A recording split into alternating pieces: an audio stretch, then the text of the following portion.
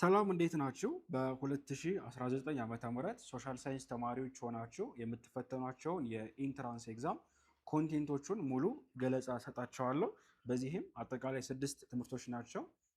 ሶሻል ላይ ሂስትሪ፣ ጂኦግራፊ፣ ኢኮኖሚክስን ጨምሮ በአጠቃላይ ደግሞ እንግሊሽ፣ ማትማቲክስ እና ስኮላስቲክ አፕቲቲዩድን አድርጋችሁ ነው የምትፈተኑት። ሰው ከእንግሊሽ ጀምረን የትኞቹ ኮንቴንቶች ፈተና ላይ ይካተታሉ፣ እንዴት አድርጋችሁ ብታነቡ የተሻለ ነው የሚለው የተወሰነ ገለጻ ሰጣቸዋለሁ ማለት ነው።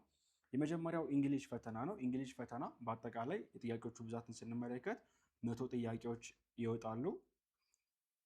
በአጠቃላይ 100 ጥያቄዎች ናቸው ያሉት። ከመቶዎቹ ጥያቄዎች መካከል ግራመር አለ። የመጀመሪያ ካታጎሪ ግራመር ነው። በግራመር ስር ያስቀመጥናቸው ፓርትስ ኦፍ ስፒች አለ።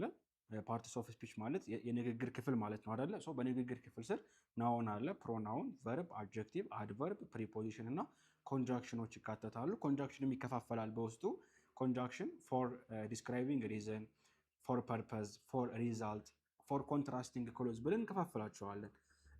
በመቀጠል ፓርትስ ኦፍ ስፒችን ካያችሁ በኋላ ማወቅ ያለባችሁ ሰብጀክት ቨርብ አግሪመንት ነው። ሰብጀክቱ እንዴት ነው ከቨርብ ጋር የሚስማማው? አንደኛው ሲንጉላር ሰብጀክት ሲሆን ሲንጉላር ቨርብ መውሰድ አለበት። ኮሌክቲቭ ናውኖች ደግሞ ምን መውሰድ አለባቸው? ሲንጉላር ቨርብ ይወስዳሉ። ግን ኢት ዲፔንድስ ኦን ዘ ሲቹዌሽን ነው። ፕሉራል ሰብጀክት ደግሞ ፕሉራል ቨርብ። ልክ በዚህ መልኩ ቨርቡን ከሰብጀክት ጋር የምናስማማበት ለሰን አለ። በመቀጠል ቴንስ ነው። አጠቃላይ 12 ቴንሶች ናቸው ያሉ።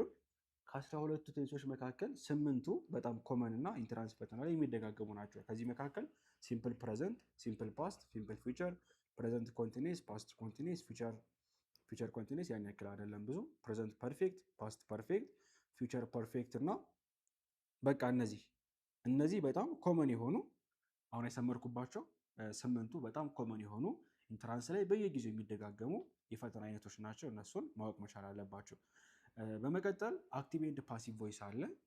ዜን ኢንቨርዥን፣ ፓርቲሲፕል፣ ታይፕስ ኦፍ ኩዌሽን፣ ኮንዲሽናል ሴንቴንስ ሙሉን ቴሌግራም ቻናላችን ላይ እና ኢንትራንስ ትሪክስ አፕሊኬሽን ላይ ማግኘት ትችላላችሁ። ኳንቲፋየርስ፣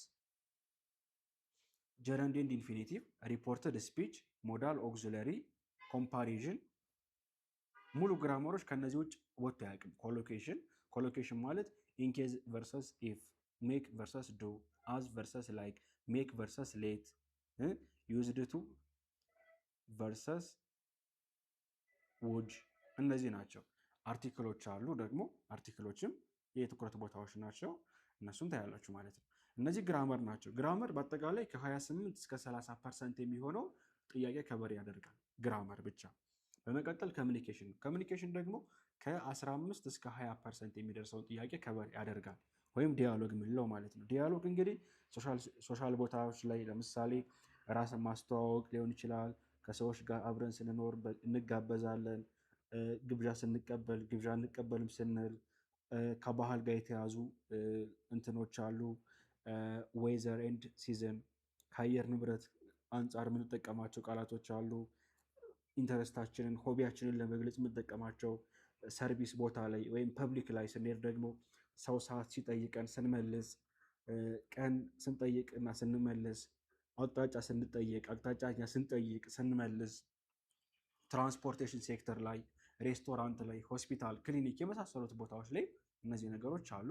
ሾፒንግ ላይ ሱቅ ሂደን ሰዎችን ሀሳብ ስንጠይቅና ሰዎች ደግሞ እኛን ሀሳብ ሲጠይቁን ስንመልስላቸው ያለው ነገር ይህም ይካተታል ማለት ነው።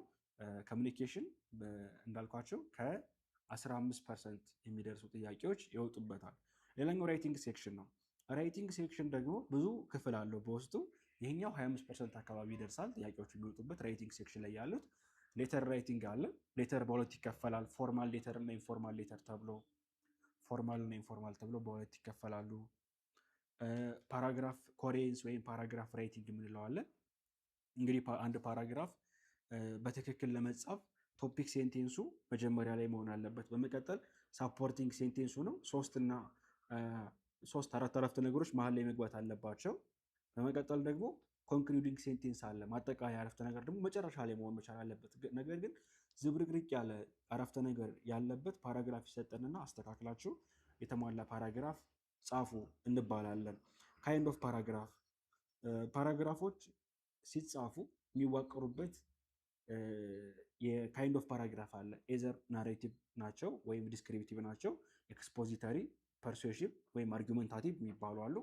እነሱን የምናይበት ክፍል ደግሞ ካይንድ ኦፍ ፓራግራፍ ነው። ዜን ስፔሊንግ ኤረር ነው። ስህተት የሆነ ስፔሊንግ ይሰጠንና ትክክል የሆነ የትኛው ነው ወይም ደግሞ ትክክል የሆነ ሶስት ይቀርብና ስህተት የሆነው የትኛው ነው ተብለን የምንመርጥበት ነው። ይሄኛው ብዙ ከባድ አይደለም። አጠቃላይ እዚህ ጋር ሁለት ኩዌሽኖች ቢወጡ ነው። ፐንክቹዌሽን ማርክ እና ዩዝ በተመለከተ ደግሞ ስርዓተ ነጥብ በተመለከተ ፐንክቹዌሽን ማርክ ኤንድ ካፒታላይዜሽን ነው። ካፒታል ሌተር አጠቃቀም የተመለከቱ ጥያቄዎች በዚህ ስር ይካተታሉ። ሌላኛው ደግሞ ጀምፕልድ ሴንቴንስ ነው። ጀምፕልድ ሴንቴንስ ደግሞ ምን መሰላችሁ?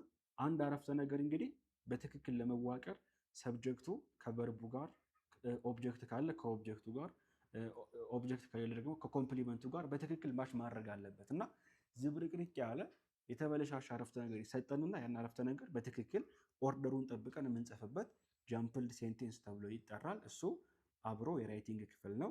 ሌላኛው የመጨረሻው ካታጎሪ ኮምፕሬንሽን ኤንድ ቮካቡለሪ ነው። በኮምፕሬንሽን ስር 3 ክፍሎች አሉ። የመጀመሪያው ፓሴጅ ነው። አንድ ፓሴጅ ይቀርብልና አንድ ብቻ አይደለም፣ የትራንስሌት 2 ናቸው። በአጠቃላይ ፓሴጅ ብቻውን እንኳን ስንት መሰላችሁ የሚይዘው 18 ኩዌሽን አካባቢ ይወጣበታል። ሴንቴንስ ኮምፕሬንሽን 2 ጥያቄ 2 እስከ 3 ባለው ይወጣበታል። ከዛስ ቮካቡላሪ ደግሞ ከ10 እስከ 12 በድምሩ ስንት ናቸው እነዚህ? ሶስቱ ሲደመሩ ሶስቱ ስንደምራቸው ኦልሞስት 35 አካባቢ ፐርሰንት ይሆናሉ ማለት ነው እነዚህ። ስለዚህ ፓሴጅ አንብባችሁ 2 ፓሴጅ ይሰጣችኋል። አንብባችሁ አኮርዲንግ ቱ ዘ ፓሴጅ ጥያቄዎችን የምትመልሱበት ነው። ቮካቡላሪ ደግሞ 2 አይነት ቮካቡላሪ ያለ፣ አንደኛ ኮምፕሬንሽን ነው። ክፍት ቦታ ይኖርና ለክፍት ቦታ የሚስማማውን ፈልጉ ነው። ሌላው ደግሞ ይሰመርና ለተሰመረበት ቃል ተመሳሳይ ፍች ወይም ሊተካ የሚችል ቃል ፈልጉለት የምትባሉ አለ። እሱን ትሰራላችሁ። ሌላኛው ደግሞ ሴንቴንስ ኮምፕሬንሽን ነው። ሴንቴንስ ኮምፕሬንሽን ልክ እንደ ሪዲንግ ኮምፕሬንሽን ወይም እንደ ፓሴጅ ሁሉ አንድ አረፍተ ነገር ይኖርና ያንን አረፍተ ነገር ተረድታችሁ ትርጉሙን መናገር ወይም አረፍተ ነገሩ ተዘበራርቆ ከተቀመጠ ኦርደሩን ማስተካከል ነው። ሴንቴንስ ኮምፕሬንሽን የሚባለው የተለየ ነገር የለውም። እሱም በዛ መልኩ ይካተታል። በአጠቃላይ በስንት ካታጎሪ ከፈልናቸው ማለት ነው? በ4 አይደለም። የመጀመሪያው ግራመር ነው። ግራመር ራሱ በ2 ከፍለነዋል። ግራመር እዚህ ጋር ያሉት ቤዚክ ናቸው፣ እሺ መሰረታዊ ናቸው። እነዚህ ደግሞ ትንሽ ከፍ ያሉ አድቫንስድ እንበላቸው። ግራመር በነገራችን ላይ ከነዚህ ከሁለቱ ውጭ ወጥቶ ያውቅም፣ ከሁለቱ አልፎ ያውቅም። ከፓርትስ ኦፍ ስፒች፣ ከሰብጀክት ቨርብ አግሪመንት፣ ከቴንስ፣ እነዚህ ቤዚክ ናቸው። እነዚህን ካወቃችሁ በኋላ ከፍ ታደርጉታላችሁ። አክቲቭ ኤንድ ፓሲቭ፣ ኮንዲሽናል፣ ኢንቨርዥን፣ ፓርቲሲፕል፣ ኩዌሽን ታይፕ፣ ኳንቲፋየር እያለ ይሰፋል። ኮሚኒኬሽን ደግሞ በተመሳሳይ ራይቲንግ አለ፣ ከዛስ ኮምፕሬንሽን አለ፣ ፓሴጅ አለ፣ ቮካቡላሪ አለ፣ ሴንቴንስ ኮምፕሬንሽን አለ። በአጠቃላይ አንድ ተማሪ ለኢንትራንስ ፈተና ሲዘጋጅ ብቁ ለመሆን ለእንግሊሽ ምን ማድረግ መቻል አለበት? ግራመር በደንብ ማወቅ፣ ዲያሎግ በደንብ ፕራክቲስ ማድረግ፣ ራይቲንግ ችሎታው ማስተካከል። ቅድም እንዳልኳቸው ራይቲንግ ላይ ምን አለ? ራይቲንግ ላይ የተዘበራረቀ አረፍተ ነገር ማስተካከል፣ የተዘበራረቀ ፓራግራፍ ማስተካከል፣ የሌተር ራይቲንግ ፎርማል እና ኢንፎርማል፣ ካይንድ ኦፍ ፓራግራፎች፣ ስርዓተ ነጥብ አጠቃቀም፣ እነዚህን ካወቀ ራይቲንግ ቀላል ነው ለሱ ማለት ነው። ዜን ቮካቡላሪ ነው። ቮካቡላሪ ደግሞ የሚገነባ ነገር ነው፣ በአንድ የሚመጣ አይደለም። ቃሉን ማወቅ፣ ቃሉን ባታውቁትም እንኳን በኮንቴክስት ለመስራት ቢያንስ ምርጫ ላይ የተቀመጡትን ቃላቶች ራሱ ማወቅ አለባችሁ እና ቮካቡላሪ ቀስ በቀስ የሚገነባ ነገር ነው። ስትማሩ አዲስ ቃል ካለ እየመዘገባችሁ መያዝ ማለት ነው። ሌላኛው ሪዲንግ ኮምፕሬንሽን ነው ወይም ፓሴጅ የምንለው። የፓሴጅ ጥያቄዎች ወይም የሪዲንግ ኮምፕሬንሽን ጥያቄዎችን በተመሳሳይ መልኩ የትኩረት ነጥቦች ናቸው። እነሱንም ማወቅ መቻል አለብን። ሌላኛው ማትማቲክስ ነው። ማትማቲክስ ደግሞ በአጠቃላይ በ11 ቻፕተር ነው የከፋፈል ነው። ከግሬድ 9 ጀምሮ ተመሳሳይነት ያላቸውን ቻፕተሮች በአንድ በማድረግ ነው የከፋፈልንላቸው። ቻፕተር 1 ላይ ያስቀመጥነው ሴት ቲዮሪ ኤንድ ነምበር ሲስተም የሚል ነው። ከ9ኛ ክፍል ዩኒት 1 እና ዩኒት 2 ተካቷል። ቻፕተር 2 ሶልቪንግ ኢኩዌሽን ኤንድ ኢኒኳሊቲ የሚል አሁንም ከ9ኛ ክፍል ዩኒት 3 እና ዩኒት 4 ላይ የተወሰደ ነው። ቻፕተር 3 ትልቁ ምዕራፍ ነው። ሪሌሽን ኤንድ ፈንክሽን የሚል ነው። ከ10ኛ ክፍል ብቻ 3 ቻፕተር፣ ከ11ኛ ክፍል ደግሞ 2 ቻፕተር አለ። መጀመሪያ ላይ ሪሌሽን ምንድን ነው የሚለውን፣ በመቀጠል ፋንክሽን ምንድን ነው፣ ከዛስ ታይፕስ ኦፍ ፋንክሽን ላይ ስንመጣ ፖሊኖሚያል ፋንክሽን፣ ራሽናል ፋንክሽን፣ ኤክስፖኔንሻል ኤንድ ሎጋሪዝም ፈንክሽን፣ ትሪጎኖሜትሪክ ፈንክሽን፣ ፓወር ፋንክሽን፣ ሞጁለስ ፈንክሽን፣ ሲግነም ፈንክሽን፣ ፍሎር ፋንክሽን ወይም ግሬተስት ኢንቲጀር ፋንክሽን እነዚህ ማወቅ መቻል አለባችሁ። በመቀጠል ቻፕተር 4 የተቀመጠላችሁ ደግሞ ጂኦሜትሪ ኤንድ ሜዥርመንት ነው። በዚህ ስር ደግሞ ቤዚክ የሆኑት ከ9ኛ ክፍል ዩኒት 6 እና 7 ከ10ኛ ክፍል ደግሞ ዩኒት 5፣ 6፣ 7 ተካተውበታል። መጀመሪያ ስለ ኮንግረንሲ፣ ስለ ሲሚላሪቲ፣ ስለ ፖሊጎን ትማራላችሁ። በመቀጠል ደግሞ ስለ ሰርክል፣ ከዛ ደግሞ ስለ ሶሊድ ፊገሮች ፕሪዝም፣ ሲሊንደር፣ ስፌር፣ ኮን ስለምንላቸው ከዛ ፍረስተም ፒራሚድ እና ፍረስተም ኮን እነሱን ታያላችሁ። ከዛ ደግሞ ኮኦርዲኔት ጂኦሜትሪ ከ10ኛ ክፍል ዩኒት 4 የተወሰደው ማለት ነው። ኮኦርዲኔት አይ ሚን ዩኒት 5 ኮኦርዲኔት ጂኦሜትሪ እነዚህን አድርጋችሁ ታያላችሁ። ቻፕተር 5 ቬክተር ኤንድ ትራንስፎርሜሽን ኦፍ ፕሌን ነው። ይሄኛው ከ9ኛ ክፍል ዩኒት 8 እንዲሁም ከ10ኛ ክፍል ዩኒት 5 እና ዩኒት 6 የተወሰደ ነው። መጀመሪያ ቬክተር 2ዲ ላይ ምንድን ነው ምን ማለት ነው ቬክተር፣ ስኬለር፣ ዶት ፕሮዳክት፣ ክሮስ ፕሮዳክት፣ ከዛ ትራንስፎርሜሽን ላይ ደግሞ ትራንስሌሽን፣ ሪፍሌክሽን እና ሮቴሽንን ትማራላችሁ። ቻፕተር 6 ማትሪክስ ኤንድ ዲተርሚናንት ከ11ኛ ክፍል ዩኒት 3 እና ዩኒት 4 የተወሰደ ነው። ቻፕተር 7 ስታቲስቲክስ ኤንድ ፕሮባቢሊቲ የሚል ቻፕተር ነው። ይሄኛው ደግሞ ከ9ኛ ክፍል ዩኒት 9 አለ፣ 11ኛ ክፍል ዩኒት 7 እና ዩኒት 8 አለ፣ 12ኛ ክፍል ደግሞ ዩኒት 3 ላይ ይገኛል። መጀመሪያ ቶታል የሚያወራው ስለምን መሰላችሁ? ስታቲስቲክስ ማለት ዳታን መሰብሰብ፣ የተሰበሰበውን ዳታ መተንተን ነው አይደለ? ስታቲስቲክስ ማለት እሱ ነው። ፕሮባቢሊቲ ማለት ደግሞ ከዳታ ጋር የሚገናኝበት ነገር አለው። 9ኛ ክፍል ላይ ስለ ሁለቱም በአንድ ነው የተቀመጡት። 9ኛ ክፍል በአንድ ከተቀመጡ ለምን 11ኛ ክፍልስ 12ኛ ክፍልስ በአንድ አናደርጋቸውም ብለን ነው እንደዚህ ያሰባሰብናቸው። በዚህ ስር ዳታ ሪፕሬዘንት እንዴት እንደሚደረግ ዳታ ኤዘር ኳሊታቲቭ እና ኳንቲታቲቭ ተብሎ ይከፋፈላል። ዲስክሬት እና ኮንቲኒየስ ተብሎ ይከፋፈላል። በሂስቶግራም፣ በፍሪኩዌንሲ ፖሊጎን፣ በኦጊ ወይም በኮሙሌቲቭ ፍሪኩዌንሲ ካርቭ ይቀመጣል። እሱን መንገድ ታውቃላችሁ። በመቀጠል ደግሞ ዳታን ስንለካ በስንት እንከፍለዋለን? ሜዥር ኦፍ ሴንትራል ቴንደንሲ እና ሜዥር ኦፍ ዲስፐርሽን ብለን። ሴንትራል ቴንደንሲ ስፔሲፊክ የሆነ ዳታ ነው የሚሰጠን ወይም ጀነራል የሆነ ዳታ ነው የሚሰጠን ወይም ጠቅላላ ያለ ቫሊዩ ማለት ነው። ሚን፣ ሚዲያን፣ ሞድ ይጠቀሳሉ ለዚህ። በአንጻሩ ደግሞ ሜዥር ኦፍ ዲስፐርሽን ደግሞ ሬንጅ፣ ቫሪያንስ፣ ስታንዳርድ ዲቪዬሽን፣ ኮኤፊሽንት ኦፍ ቫሪዬሽን የመሳሰሉት ይጠቀሳሉ ማለት ነው። ፍሪኩዌንሲ ከርቭ እና ሳምፕሊንግ አለ። ፍሪኩዌንሲ ከርቭን ከተማራችሁ በኋላ ሳምፕሊንግ ዳታ መሰብሰቢያ መንገዶች ኤዘር ራንደም፣ ሲስተማቲክ፣ ስትራቲፋይድ፣ ክለስተር ሊሆኑ ይችላሉ። እነሱን ታውቃላችሁ። በመቀጠል ደግሞ ፕሮባቢሊቲ ነው። ፕሮባቢሊቲ አብሮ ነው የተካተተው። ካውንቲንግ ፕሪንሲፕል አለው።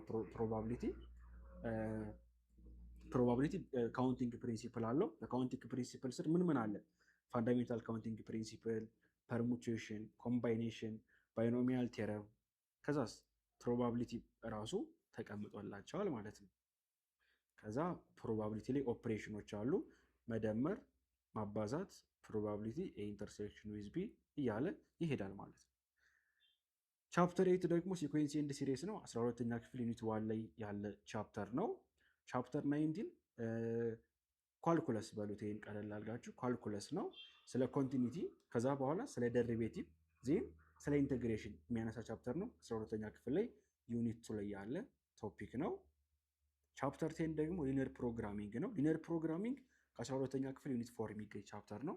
12ኛ ክፍል ላይ ዩኒት 4 ላይ ያለ ቶፒክ ነው። ቻፕተር 11 ደግሞ ማትማቲካል አፕሊኬሽን ኢን ቢዝነስ ከ12ኛ ክፍል ዩኒት 5። ልክ በዚህ መልኩ በአጠቃላይ በ11 ቻፕተሮች እነዚህ አስቀምጠናቸዋል። ሌላኛው አፕቲቲዩድ ነው። ማትስ አጠቃላይ 60 ጥያቄዎች ናቸው የሚካተቱት። አፕቲቲዩድን በተመሳሳይ 60 ጥያቄዎች ናቸው ያሉት። 60ዎቹ በሁለት ይከፈላሉ። የመጀመሪያው ቨርባል ሪዝኒንግ ይባላል። ሌላ ደግሞ ኳንቲታቲቭ ሪዝኒንግ ይባላሉ። ቨርባል ሪዝኒንግ አጠቃላይ ብዛታቸው 35 ነው። ኳንቲታቲቭ ሪዝኒንግ ደግሞ አጠቃላይ 25 ናቸው። በቨርባል ስር ያሉ ምን ናቸው ለማታውቁ ተማሪዎች ካላቸው ክላሲፊኬሽን ኤንድ አናሎጂ፣ አንቶኒም ኤንድ ሲኖኒም፣ ሪዲንግ ኮምፕሬንሽን፣ አናላይቲካል ኤንድ ሎጂካል ሪዝኒንግ፣ ግራመር ኤንድ ሴንቴንስ ኮሬክሽን፣ ቮካቡላሪ ኢን ኮንቴክስት፣ እነዚህ ይካተታሉ። በኳንቲታቲቭ ሪዝኒንግ ስር ደግሞ ነምበር ሲስተም ኤንድ አርቲሜቲክ፣ ሬሽዮ፣ ፐርሰንቴጅ ኤንድ አቨሬጅ፣ ፕሮባቢሊቲ ኤንድ ስታቲስቲክስ አብዛኞቹ ማትስ ላይ ያሉት እዚህ ጋር ተደግመው አብዛኞቹ ተካተዋል ማለት ነው። እንደምታዩቸው አጠቃላይ በ15 ቻፕተር ወይም በ15 ለሰን አስቀምጠንላቸዋል። ዝም ብለን አይደለም ያስቀመጥነው እንዳልኳቸው ከዚህ በፊት የወጡ ፈተናዎችን መሰረት ባደረገ መልኩ ነው። አሁን ደግሞ ጂኦግራፊ ነው የምንመለከተው። ጂኦግራፊ ለ2019 ዓ.ም ኢንትራንስ ፈተና ሰብሰብ አድርገን በአጠቃላይ በስንት ቻፕተር መሰላችሁ? ጂኦግራፊ 5 ቻፕተር ነው ያደረግነው። 5ቱንም እንመለከታለን። አሁን ቻፕተር 1 ከ9ኛ ክፍል ዩኒት 1 ከ9ኛ ክፍል ዩኒት 8 ከ11ኛ ክፍል ዩኒት 8 ከ12ኛ ክፍል ዩኒት 8 የተሰባሰበ ነው። በነገራችን ላይ ጂኦግራፊ አጠቃላይ 100 ኩዌሽኖች ናቸው ያሉት። 100 ኩዌሽኖች አሉት ጂኦግራፊ። ከዚህ መካከል 7 የሚደርሱ ጥያቄዎች ቁጥር ነክ ጥያቄዎች ናቸው። 107 ሚል ታያላችሁ አይደል? አንዳንድ ጊዜ 107 የሚለው የምትመለከቱት ለዲሴቢሊቲ ያለባቸው ተማሪዎች ቁጥር ስለማይፈተኑ ለእነሱ እንደ ቦነስ የሚቀመጥ ነው። ለእናንተ አትሰሩትም እና አጠቃላይ 100 ነው ጥያቄ ብዛቱ። ከ100 ውስጥ 7ቱ ቁጥር ናቸው። ቁጥሮቹ ቻፕተር 1 ላይ አለ ካውንተር ማፕ፣ ቻፕተር 2 ላይ ደግሞ ቴምፕሬቸር አካባቢ የሚሰላ ነገር አለ። ከዛ የት ነው የምታገኙት ደግሞ ፖፑሌሽን ላይ የተወሰነ ነገር አለ ማለት ነው። እሱ ነው፣ ሌላ ነገር የለውም። ኤኒዌይስ ቻፕተር 1 ላይ ስንመጣ ጂኦግራፊ ኤንድ ጂአይኤስ የሚለው ቤዚክ የሆነውን የጂኦግራፊ ሳይንስ፣ የጂኦግራፊ ኢንኳይሪ ኤንድ ማፕ፣ ሪሊፍ ሪፕሬዘንቴሽን ወይም ካውንተር ሪፕሬዘንቴሽን የሚባለው፣ ከዛ ጂአይኤስ ፋንዳሜንታል፣ እነዚህን ባንድ አድርገንላቸዋል። እነሱን በቻፕተር 1 ስር አካተናቸዋል። በመቀጠል ከ50% በላይ ኦልሞስት 60% ጥያቄዎች የሚወጡበት ቻፕተር ደግሞ ይሄኛው ቻፕተር ነው። በቻፕተር 2 ስር 9ኛ ክፍል ላይ ብቻ 3 ቻፕተሮች፣ 10ኛ ክፍል ላይ 3 ቻፕተሮች፣ 11ኛ ክፍል ላይ ስንት ቻፕተር መሰላችሁ? 11ኛ ክፍል ላይ ያለው 11ኛ ክፍልም 3 ቻፕተሮችን፣ 12ኛ ክፍል ደግሞ አጠቃላይ 1 2 3 4 5 ቻፕተር። በአጠቃላይ ከግሬድ 9 እስከ 12 ካሉት መካከል ስንት ቻፕተር ነው ይሄ የሚሆነው? 9 ሲደመር 5 14 ቻፕተሮችን ባንድ አድርገንላቸዋል። ለምን ባንድ አደረጋችሁ ካላችሁ ሀሳቡ ስለሚመሳሰል እኛ ኦልሬዲ ኖቱን ሙሉ በሙሉ ስለምናቀርብላችሁ ፈተናዎችንም የ5 ዓመት ፈተናዎችንም አብረን ስላስገባንላችሁ ለማንበብ ስለማያስቸግራችሁ ነው ባንድ ያደረግናቸው። ምንም ችግር የለውም። በዚህ ስር ጂኦሎጂካል ፕሮሰስ የሚል አለ። በመቀጠል ኢትዮጵያ ኤንድ አፍሪካ ምን ይመስላሉ? ሎኬሽናቸው፣ ሳይዝ፣ ሼፕ፣ ዜድ ጂኦሎጂካል፣ ሂስቶሪካል፣ ላንድ ፎርማቸው። በመቀጠል ደግሞ ዌዘር ኤንድ ክላይሜት ቼንጅ ኤንድ ሪሶርስ የሚሉ ሀሳቦች በሙሉ ተካተዋል በዚህ ቻፕተር ስር። ሌላኛው ከ9ኛ ክፍል ዩኒት 4 ከ10ኛ ክፍል ዩኒት 4 ከ11ኛ ክፍል ዩኒት 4 የተዋቀረ ነው። ይሄኛው ደግሞ ፖፑሌሽን ነው። ፖፑሌሽን መጀመሪያ ዴሞግራፊክስ ዴታ ምን ማለት ነው፣ አሁን ላይ ዓለማችን ያለችበት ሁኔታ፣ አፍሪካ ላይ ያለው የፖፑሌሽን ሁኔታ፣ ዳይቨርስ ኦፍ ግሮዝ የፖፑሌሽን ግሮዝ ኤዘር ከፈርቲሊቲ አንጻር፣ ከውልደት ከሞት እና ከስደት አንጻር፣ ሰስተኔቢሊቲ ፖፑሌሽን ከዴቨሎፕመንት ከግሮዝ አንጻር ያለው ተጽዕኖ የምንመለከትበት ይሆናል። ቻፕተር 4 ደግሞ ከ9ኛ ክፍል ዩኒት 5 ከ10ኛ ክፍል ዩኒት 5 ከ11 ዩኒት 5 ከ12ኛ ክፍል ዩኒት 5 በአጠቃላይ ወደ 4 ቻፕተሮች በአንድ ሆነ የተዋቀሩበት ነው። ኢኮኖሚ ኤንድ ዴቨሎፕመንት የሚል ነው። ስለ ኢኮኖሚክ አክቲቪቲ፣ ስለ ትሬድ፣ ስለ ትራንስፖርት፣ ስለ ቱሪዝም፣ አፍሪካ ላይ ያለው ኢኮኖሚ፣ ዴቨሎፕመንት ኢሹ በአንድ የሆኑበት ቻፕተር ነው። የመጨረሻው ቻፕተር ኮንቴምፖራሪ ጂኦግራፊክ ኢሹ የሚል ቻፕተር ነው። ይሄኛው ደግሞ ከ9ኛ ክፍል ዩኒት 7 ከ11ኛ ክፍል ዩኒት 4 ከ12ኛ ክፍል ዩኒት 4 በዚህ ስር ስለ ኢንቫይሮንመንታል ፕሮብለም በአማርኛ ምን መሰላችሁ ትኩረት የሚፈልጉ ጉዳዮች ናቸው አይደለ? የአካባቢ ጥበቃ፣ አንፕላንድ የሆነ አርባናይዜሽን ወይም ያልታቀደ የከተማ መስፋፋት፣ ሚግሬሽን፣ ኮስታል ፖሊሽን፣ የወንዝ ዳር ብክለትና ስደት፣ ድሮት ኤንድ ፋሚን ረሃብና ድርቅ፣ እነዚህ ትኩረት የሚሹ ጉዳዮች በሚለው ቻፕተር ስር ተካተውላቸዋል። በአጠቃላይ ጂኦግራፊን በ5 ቻፕተር አካተንላቸዋል። ሌላኛው ሂስትሪ ነው። ሂስትሪ ደግሞ በአጠቃላይ 10 ቻፕተር ነው የተካተተው። እንግዲህ ኢማጂን ጋይስ ሂስትሪ እኮ ከግሬድ 9 ጀምሮ አጠቃላይ 37 ቻፕተር ነው ያለው። ከ9 እስከ 12 ያለውን ስቆጥሩት 37 ቻፕተር ነው ያለው። ግን 37ቱንም መልፋት ሳይጠበቅባችሁ ቀለል አድርጋችሁ ማንበብ ትችላላችሁ። ልክ በዚህ መልኩ የመጀመሪያው ቻፕተር ሂስትሪ ሂውማን ቢንግ ኤንድ ኢቮሉሽን የሚል ባንድ ያደረግነው ከ9ኛ ክፍል ዩኒቷን ከ11ኛ ክፍል ዩኒቷን ያሉትን ባንድ አድርገናቸዋል። ቻፕተር 2 ደግሞ አኒሸንት ወርልድ ሲቪላይዜሽን አፕቱ 500 ኤዲ ሉክ እስከ 500 ዓመተ ምህረት ድረስ የነበሩ ጥንታዊ ስልጣኔቶች በዓለማችን ላይ የነበሩ አፍሪካ ላይ የነበሩ የኢጅፕት፣ የኩሽ፣ የካርቴጅ ስልጣኔዎች፣ ኤዥያ ላይ ደግሞ ሜሶፖታሚያ፣ ኢንዱስ ቫሊ፣ ቻይና፣ ፐርሺያ፣ በአውሮፓ ደግሞ የግሪክና የሮም ስልጣኔቶች፣ ላቲን አሜሪካ ደግሞ ስንሄድ የማያ፣ የአስቴክ፣ የኢንካ፣ በመቀጠል ደግሞ ዘ ራይዝ ኤንድ ስፕሪድ ኦፍ ክርስቲያኒቲ የክርስትና መስፋፋት እና እድገት ምን እንደሚመስል ሁሉ በዚህ ስር ተካቶ ተቀምጧል ማለት ነው። በመቀጠል ቻፕተር 3 ደግሞ ወደ ኢትዮጵያ መለስ ያደረገንና ኢትዮጵያ ላይ እስከ 1500 ዓመተ ምህረት ድረስ ያሉ ስቴቶች ወይም ግዛቶች ኢትዮጵያ ላይ ብቻ ሳይሆን አጠቃላይ ሆርን ኦፍ አፍሪካ ነው። ያው ሞስት ኦፍ ዜም ኢትዮጵያ ላይ ያተኮሩ ናቸው። የመጀመሪያው እንከፋፍላቸዋለን። የመጀመሪያው ማን ነው? ኖርዝ ስቴት ነው። ሰሜን የነበሩ ስቴቶች የፑንት ስቴት፣ የዳማት፣ የአክሱም፣ የዛግዌ። በመቀጠል ደግሞ ደቡብ እንሄድና ወደ ደቡብና ወደ ደቡብ ምዕራብ ኢትዮጵያ ከሄድን በኋላ የቢዛሙ፣ የዳሞት፣ ኢናሪያ፣ ጋፋት ምን እንደሚመስሉ፣ ከዛስ የሙስሊም ሱልጣኔቶች የሸዋ፣ የሀዲያ፣ ፈጢጋር፣ ባሌ፣ ኢፋት፣ ዳውሮ የመሳሰሉት እነዚህ ተካተውበታል። ሌላኛው ከዚህ በኋላ ደግሞ የሰሎሞኒክ ዳይናስቲ ሪስቶር አድርጓል። በይኩኖ አምላክ የዛጉዌን ዳይናስቲ ጥሎ ተመስርቷል። ሶሎሞኒክ ዳይናስቲ እንዴት ተመሰረተ የሚለው በዚህ ስር ተካቷል። በመቀጠል ኢትዮጵያ ውስጥ የነበረው በመካከለኛው ክፍለ ዘመን የነበረው እርስ በርስ ግንኙነት፣ ግዛቶች ከግዛቶች ጋር የነበራቸው ሪሌሽንሽፕ እና ኮንፍሊክቶች፣ የክርስቲያን መንግስት ከሙስሊም መንግስት ጋር ወይም ከሙስሊም ሱልጣኔቶች ጋር የነበረው ግጭት፣ የነዚህ የነ ስሙ ጠፋኝ፣ እስኪ ስሙን አምጡልኝ እና በእነ አምደ ጽዮን ጊዜ የነበሩ ኮንፍሊክቶች እነሱ የተካተቱበት ነው። ዜን ፖፑሌሽን ሙቭመንት ኤንድ ገዳ ሲስተም ከፍተኛ የፖፑሌሽን ሙቭመንት ነበረ በ16ኛው ክፍለ ዘመን። ከዚህ መካከል የኦሮሞ ፖፑሌሽን፣ የሶማሌ ፖፑሌሽን፣ የአፋር እነዚህ አካባቢ ላይ የተደረጉ ከፍ ያሉ እንቅስቃሴዎችን እንመለከታለን ማለት ነው። ይሄ በአንድ ቻፕተር በቻፕተር 3 ተካቷል። በጣም ትልቁ ቻፕተር ደግሞ ቻፕተር 4 ነው። ቻፕተር 4 ከ9ኛ ክፍል ዩኒት 4 ላይ ከ11ኛ ክፍል ዩኒት 4 ከ9ኛ ክፍል አሁንም ዩኒት 9 እንደገና ከ10 ዩኒት 1 ከ11ኛ ክፍል ዩኒት 9 እና ከ12ኛ ክፍል ዩኒት 1 የተዋቀረ ነው። በዚህ ስር ምን አለ መሰላችሁ? ይኸውላችሁ ምን መሰላችሁ የሚያወራው the world since 500 AD ከ500 ዓመተ ምህረት ጀምሮ ዓለማችን ምን ትመስል ነበር?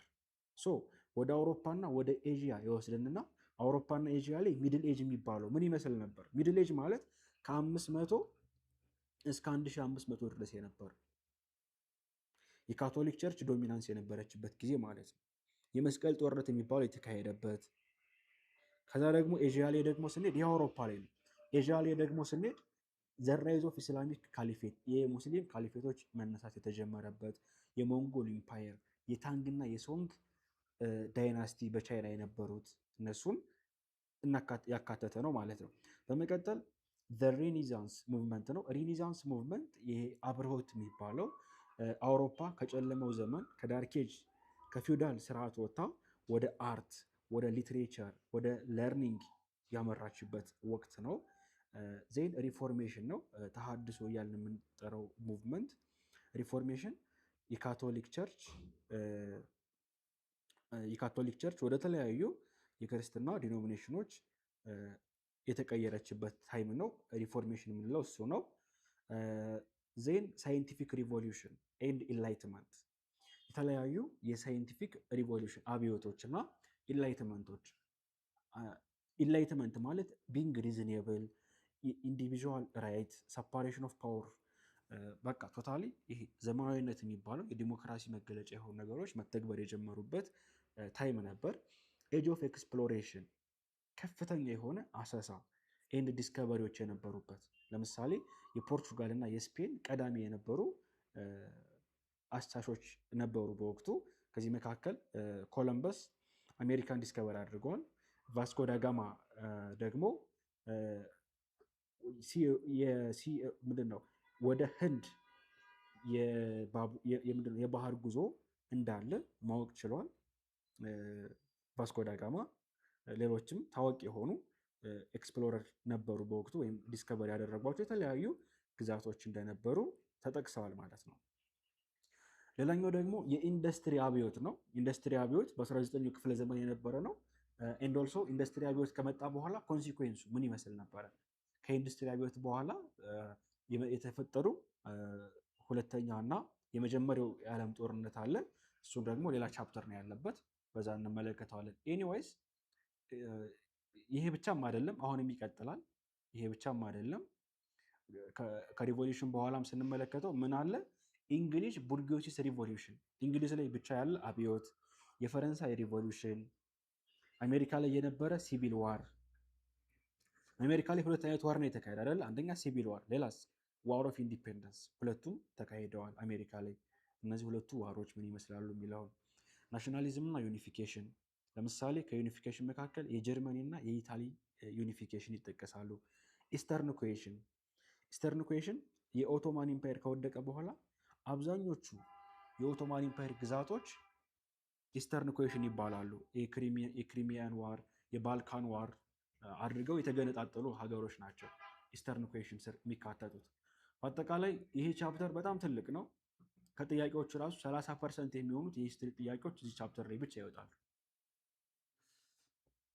በጣም ትልቅ ከመሆኑ አንጻር ማለት ነው። ይሄ ቻፕተር አሁን ያልኳችሁ ቻፕተር ሲደመር እዚህ ጋር ያለው ቻፕተር ይሄኛው ቻፕተር ስለ አፍሪካ የሚያወራው ቻፕተር ተደምረው ሁለቱ ይሄኛው 21%፣ የቅድሙ ሶሪ ይሄንኛው ኦልሞስት ወደ 28%። በባለፈው ዓመት ከሰራነው ጥናት ላይ ነው ይሄ የምነግራችሁ። የቅድሙ ደግሞ 32% አካባቢ በድምር። በአጠቃላይ 50% የሚሆኑ ጥያቄዎች ከሁለቱ ብቻ መመለስ ትችላላችሁ። ይሄ ደግሞ ከየት ነው የተሰባሰበ ካላችሁኝ ከ9ኛ ክፍል ዩኒት 5፣ ከ11 ዩኒት 5፣ ከ9 ዩኒት 7፣ ከ11 ዩኒት 6፣ ከ12ኛ ክፍል ዩኒት 2፣ ከ10 ዩኒት 2፣ አሁንም ከ10 ዩኒት 7፣ ድጋሚ ደግሞ ከ12ኛ ክፍል ዩኒት 7። ከነዚህ ሁሉ ተሰባስቦ የተቀመጠ ቻፕተር ነው። በዚህ ስር መጀመሪያ ላይ ፒፕል ኤንድ ስቴት ኦፍ አፍሪካ እስከ መቼ ድረስ? እስከ 1500 ዓመተ ምህረት ድረስ የአፍሪካ ህዝብና አፍሪካ እስከ 1500 ዓመተ ምህረት ድረስ ምን ትመስል ነበር የሚለው አንድ ክፍል አለ። በመቀጠል ደግሞ አፍሪካ ኤንድ አውትሳይድ ዘ ወርልድ ከ1500 እስከ 1800 ማለት ፕሪ ኮሎኒያል ማለት ነው፣ ከቀይ ግዛት ቀደም ብሎ የነበረው ታይም። በመቀጠል ደግሞ አፍሪካ ቀይ ግዛት ስትገዛ የነበረችበት ዘመን።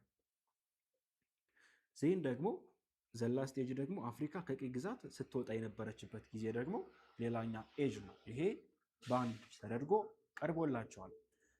ሌላኛው በዚህ ስር የምንመለከተው ፖለቲካል ሶሻል ኤንድ ኢኮኖሚክ ፕሮሰስ ኢትዮጵያ፣ ኢትዮጵያ ውስጥ ያለ ፖለቲካ ሶሻል ኢኮኖሚ ፕሮሰስ ከመቼ እስከ መቼ? ከመካከለኛው ከ16ኛው ክፍለ ዘመን መካከል ጀምሮ እስከ 19ኛው ክፍለ ዘመን አጋማሽ ድረስ የነበረው ምን ይመስላል?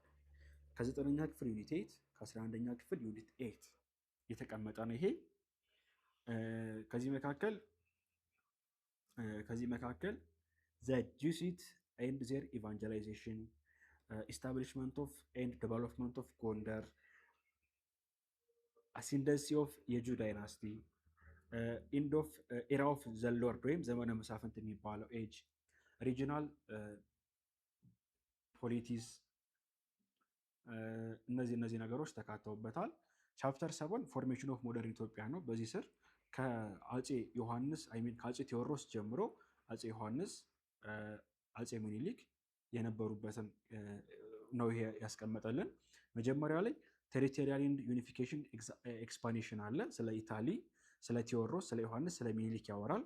በመቀጠል ሁሉም የሞከሩት ሞደርናይዜሽን ፕሮሰስ ምን እንደሚመስል፣ ዜን ዲፌንዲንግ ሶቨርኒቲ ግዛታቸውን ለመከላከል ለምሳሌ አፄ ዮሐንስ ባትል ኦፍ ጉንደት እና ባትል ኦፍ ጉራ የሚባሉ ቦታዎች ላይ ኤንድ ኦልሶ ባትል ኦፍ መተማ ላይ፣ ዜን ባትል ኦፍ አድዋ ይጠቀሳሉ በወቅቱ ከነበሩት መካከል።